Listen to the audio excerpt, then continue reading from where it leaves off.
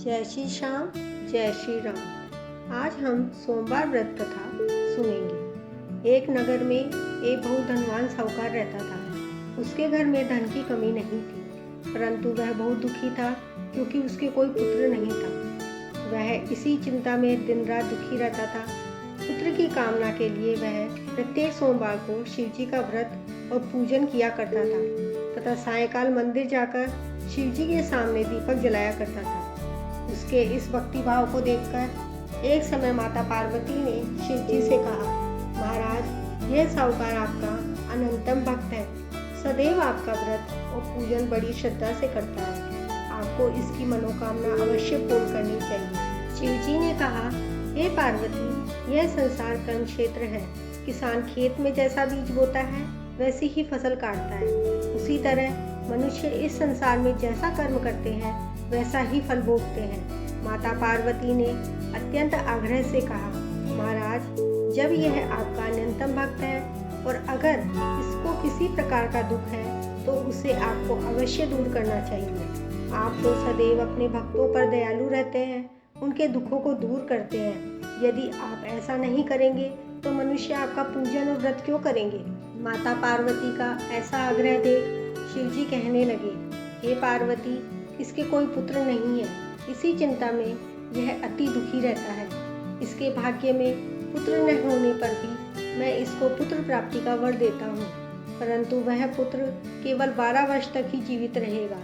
इसके पश्चात वह मृत्यु को प्राप्त हो जाएगा। इससे अधिक मैं इसके लिए कुछ नहीं कर सकता। माता पार्वती और भगवान शिव का यह वार्तालाप वह साहूकार सुन रहा था। इससे उसको न तो प्रसन्नता हुई न ही दुख हुआ। वह पूर्व की तरह शिव जी का व्रत और पूजन करता रहा। कुछ समय पश्चात साहूकार की स्त्री गर्भवती हुई और 10वें महीने उसके गर्भ से अति सुंदर पुत्र उत्पन्न हुआ। साहूकार के घर में बहुत खुशी मनाई गई, परंतु साहूकार तो यह जानता था कि उसकी केवल 12 वर्ष की ही आयु है, इसलिए उसने अधिक प्रसन्नता प्रकट नहीं की और न ही किसी को यह भेद बताया। जब वह बालक 11 वर्ष का हो गया तो बालक की माता ने उसके पिता से उसका विवाह करने के लिए कहा। साहूकार ने कहा, अभी मैं इसका विवाह नहीं करूंगा, मैं अपने पुत्र को काशी पढ़ने के लिए भेजूंगा।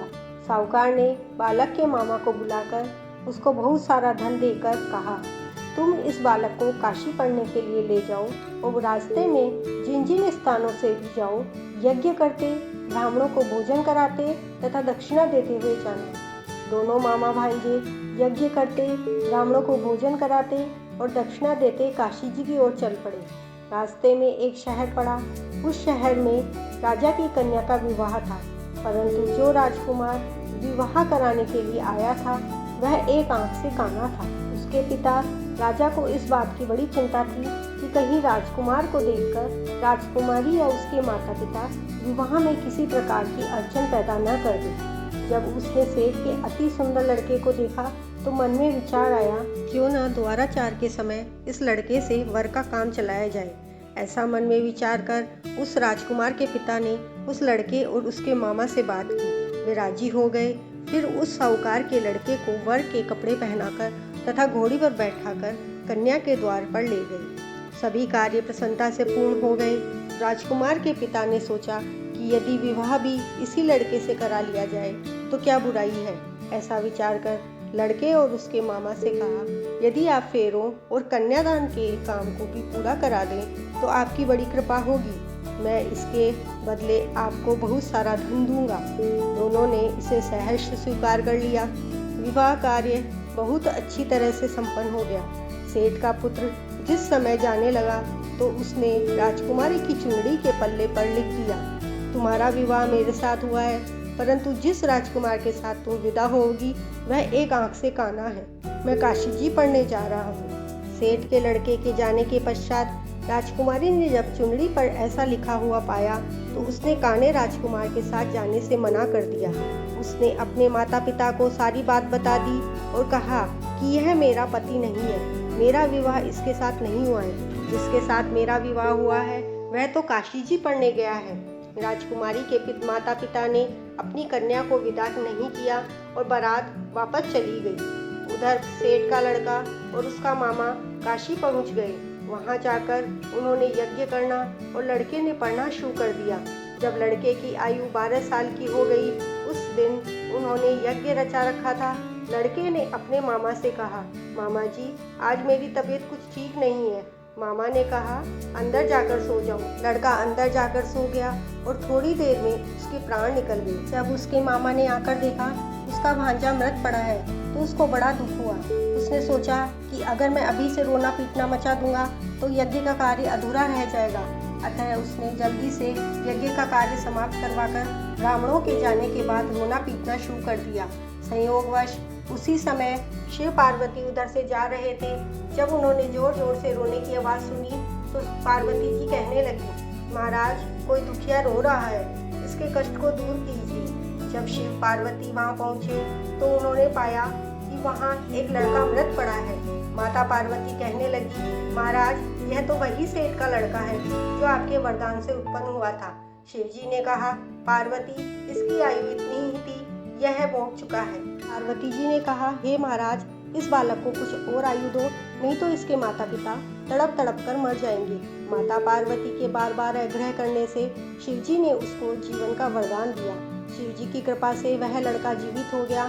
शिवजी और पार्वती जी कैलाश पर्वत को चले गए। शिक्षा पूर्ण होने पर वह लड़का और उसका मामा उसी प्रकार यज्ञ करते, ब्राह्मणों को भोजन कराते तथा दक्षिणा देते अपने घर की ओर चल पड़े। रास्ते में उसी शहर में आए जहाँ उस लड़के का वहाँ की राजकुमारी से विवाह हुआ था।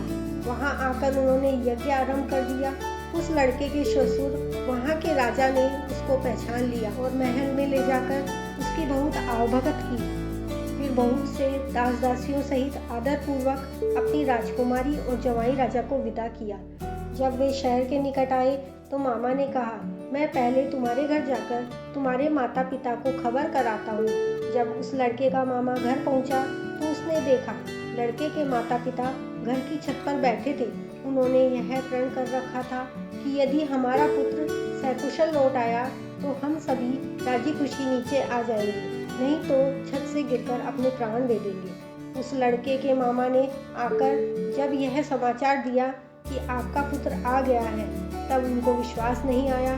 तब मामा ने शपथ पूर्वक कहा कि आपका पुत्र अपनी पत्नी और बहुत सारा धन लेकर आया है। सेठ प्रसन्नता से भर उठा। सेठ सेठानी आदरपूर्वक नीचे आए। बाहर आकर उन्होंने अपने पुत्र तथा उसकी पत्नी का भरपूर स्वागत किया। सभी प्रसन्नता के साथ रहने लगे। जो कोई सोमवार के व्रत को धारण करता है अथवा इस कथा को पढ़ता है, सुनता है, उसके सब दुख दूर होकर उसकी समस्त मनोकामनाएं पूर्ण होती है तथा इस लोक में नाना प्रकार के सुख भोग कर अंत में सदाशिव के लोक को प्राप्त होते हैं। ओम नमः शिवाय।